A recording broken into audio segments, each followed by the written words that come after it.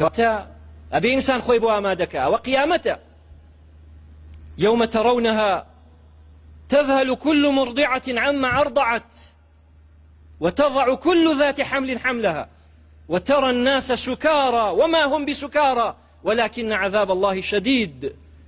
خواهي قرأ فرمي دبيني أفرتيك حاملية سككي فريا أوي كشيرة دا ناتواني وازل من الله كييني وخلق بيني وكو سرخوش بم لأولاد كون حاليا خراب وتيكشوا عرقشان نخواردوا وكو كسكي مشروب خورني لدنيا كحالي وايا مشروبي شان نخواردوا بلام ولكن عذاب الله شديد. بلام عذابي خوا سزاي خوا تنده. ئێوە بینیوتانە لە هەندێک لە ڤیدیۆ لە دەنگ و باس و هەواڵەکان ئەو کاتێک کە دۆخێکی وا دێ بەسەر ئینسان دەبینی کۆمەڵە خەڵکێک گۆرانی ئەڵێن ڕەقس و سەماکەن. پێغەمبەرە فەرمێ صلی الله عليه وسلم خوای گەورەیان کە بە ناخی زەویە والله العظیم لەو تورکیایەوە ڕوویە ئاوا ڤیدیۆیە هەمووی ڕەقس و سەماکاو.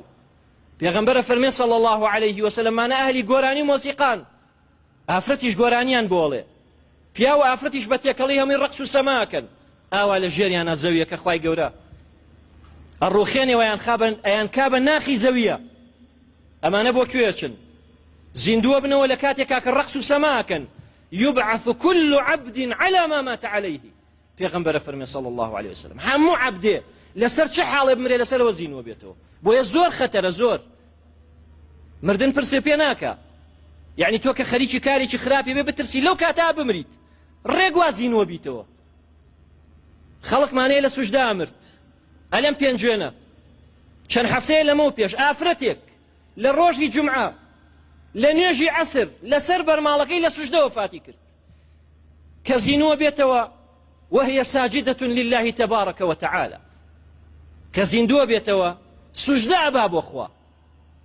خەڵکیشمان هەیە لەو ڕەقس و سەمایە ئەمرێ خوا بمان پارێزێ و خەڵکیشتان بینیوە کە ئاوا لەسەر دەریا خۆیان ڕوت و قوت کردوتەوە هەمویان چوونەتە ئەو پەڕی ئیباحیەت و ئەوەی کە خوا پێی ناخۆشە لە پڕێک لافاوێک گێت فریای ڕاکردن ناکەون ولكن عذاب الله شديد. باشە بێمانە چ دۆخێکیانە بێ کە ئەو عەذابە بینن ئەیە بێ ئەوانەی کە ماون بەڕاستی کەوتونەتە ئەو حاڵەتە و ڕزگاریان بۆ بێ حاڵیان چۆن بێ. بۆیە خوای گەورە فەرمێ ئەوە حاڵی قیامەتە.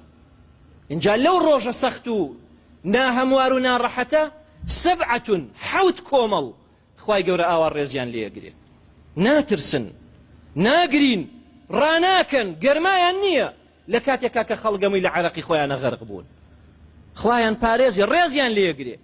اینجا ئەبێ ئەو شوێنەی کە خوا دایناوە بۆ ئەمانە ئەبێ چۆن بێ ڕێز و تەقدیری خوایەکی شکۆمەند و گەورە بێ چۆن بێ ڕێزلێنانی ئەوە بێ چۆن بێ